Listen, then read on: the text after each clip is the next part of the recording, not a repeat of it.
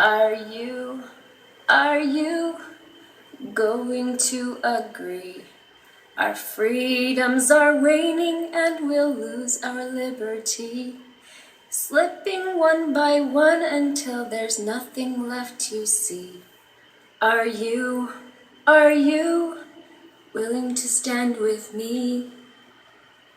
Are you just going to let it be? The ranchers are first, but brother, next it may be me. We all stand together or we'll hang separately. Are you going to the tree? Are you willing to be free? It won't get any easier to regain lost liberty. Strange things are happening in this land that once was free. So brother, I ask you, are you going to stand by me?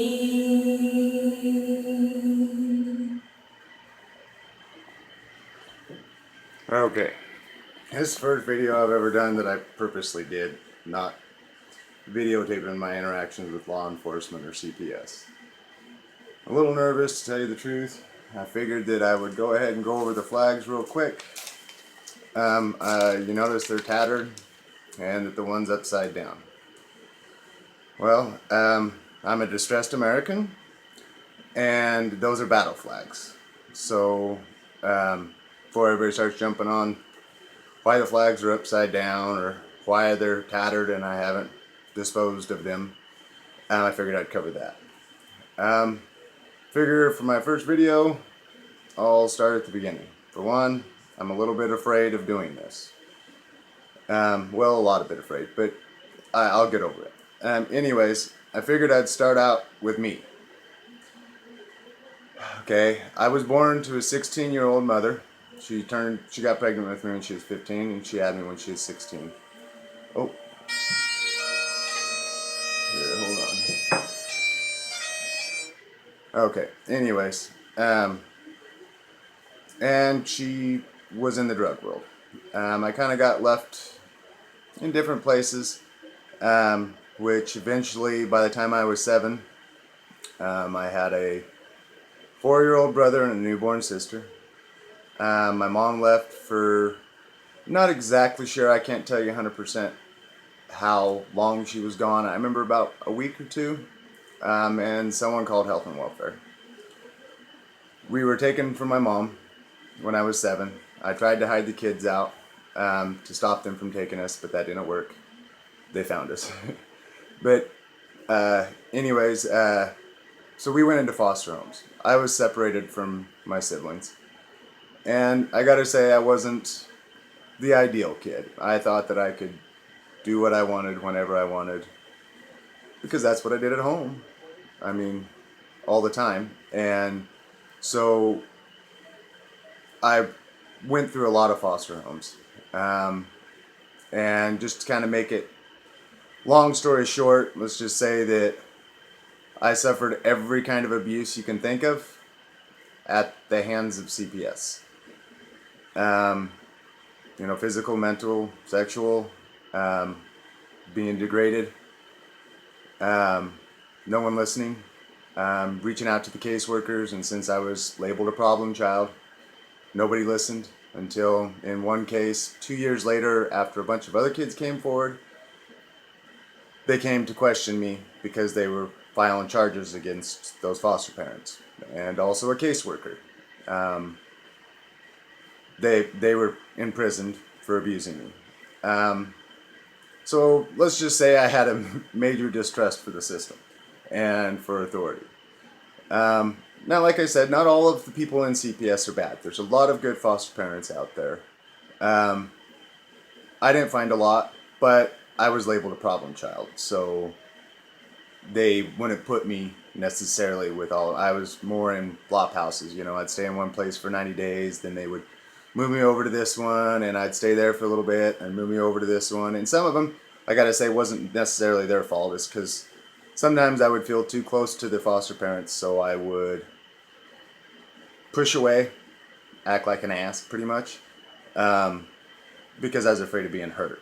At the time, I didn't necessarily know that I was doing that, but looking back on it, yeah, that's what I was doing. I was afraid of being hurt. I didn't want no one to get close to me. By the way, I keep looking down because I got a little list so I can try to keep my mind on track. I've been diagnosed ADD, dyslexia, and but those aren't things that I consider honestly a hindrance. I've also had my IQ tested. Let's just say that it's up there. It's above average, a bit above average, but in my opinion, doesn't really mean nothing because this is like my first video. I'm very new to YouTube. I don't even know how to get on that my face thing. My daughter's going to teach me, she says. Um, but anyways, like when I was a kid, I did seek acceptance from people.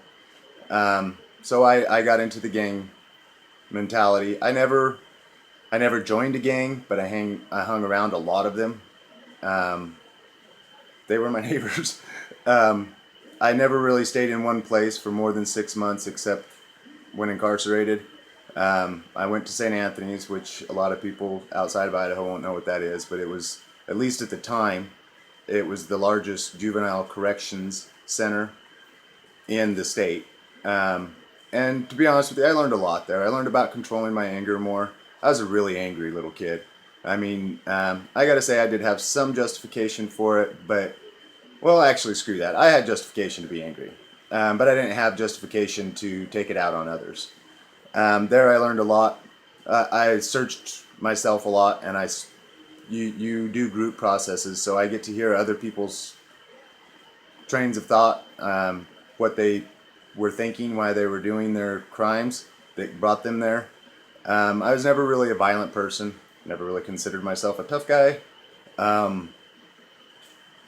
I, but I would steal stuff. I would. I never really was much for destroying stuff. But I mostly stealing stuff and petty stuff. You know, there was a few felonies, I gotta say, but it was usually like I did do there is, like I said, a few felonies. Okay, and that took me all the way up into I was 16. I bought some stolen stuff while I was charged with buying stolen property, and I was tried as an adult, and I was sentenced to Cottonwood, which is a 6-month retained jurisdiction in Idaho. They did retain jurisdiction, and I got out on probation, and I did pretty much perfect. I mean, I don't know how else to say it. I mean, I never got a single violation, bought a house, I got married. By the way, I met my wife when I was 17. We were together for maybe 2 months, and then I went to Cottonwood. When I got back out of Cottonwood, I still had to do some county time. So it was about a year in between, and 3 days out of jail, I got married. A guy afraid of commitment from one institution to another. But I tried to push her away, and she just wouldn't go for nothing. She just wouldn't go. So I stuck it out with her too. And we had our troubles, but we've gotten past that. We've grown in our relationship. We've been married 17 years now. The 27th of this month, we'll be married 17 years. And see, when I got out of Cottonwood, it was kind of a turning point for me. I decided I had two different options I could go. I was fairly well respected in the criminal community. I could have connections if I wanted them to further my criminal career. But if I went that career, then I couldn't have kids because that's what they attack, is your kids. So I decided I had to choose one or the other. Was I going to be a family guy or was I going to be a criminal? I had to choose one or the other. Thank God I chose family guy. A lot of people say it that you don't really know what true love is until you have your first kid. And nobody believes him, including me. I didn't believe him. Yeah, whatever. You don't even know what love is. What are you talking about? Because you had a kid. Then I had my first kid, and you'd never know that you could love someone outside yourself so much and care so much about them and be so invested in them. I mean, to be honest with you, my now 15-year-old daughter is my first true love.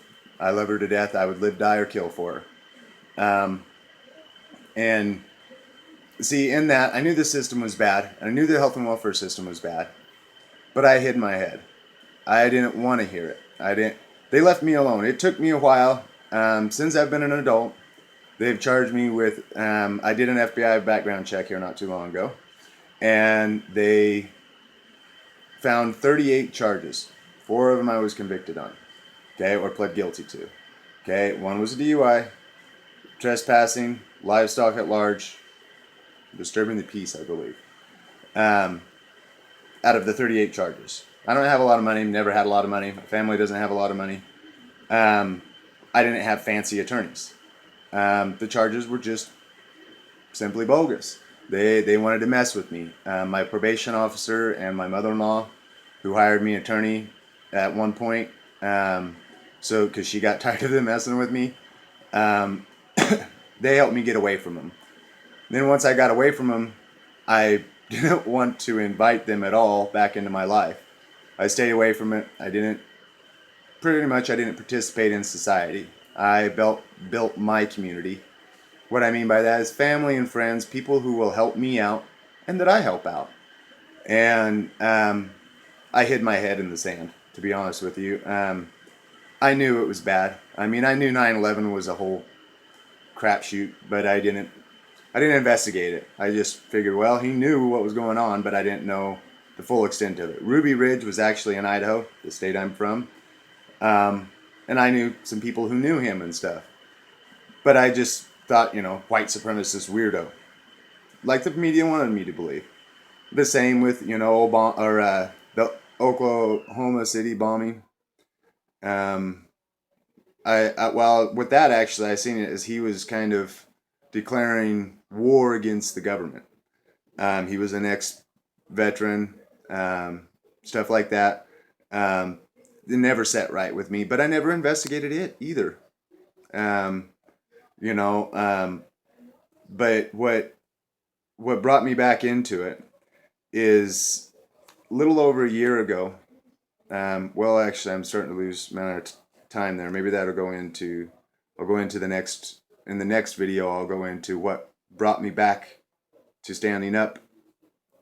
What brought me back to wanting to be educated about this. And I got like 2 minutes left. So basically, I didn't put this video out for anybody to feel sorry for me. I don't care. I would not wish my childhood on anybody, but God has prepared me for this, I believe. I'm having a little bit of a hard time finding my place, to be honest with you. But God's knocked down the fears, the fears that I've had about speaking out and about doing what is right and the costs of what is right and how I need to logically figure out what's best for me. And he's taken me a little bit outside that and kind of guided me here lately to stand up, to make my voice known. I've thought about doing 100 different videos, saying 100 different things, but I could never just come up with it and just do it. So I know this video's a bit rough. Please forgive me. This is the first time I've purposely videoed me. And I'll continue this up. I got a few more I think I'm going to do tonight.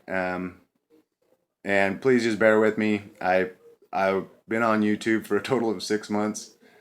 Never really texted. Don't even know how to get on my face or any of that stuff. The tweeter just seems dumb to me, but I don't know. My time's about up. So anyways, I'll catch you in the next video. Thanks. Bye.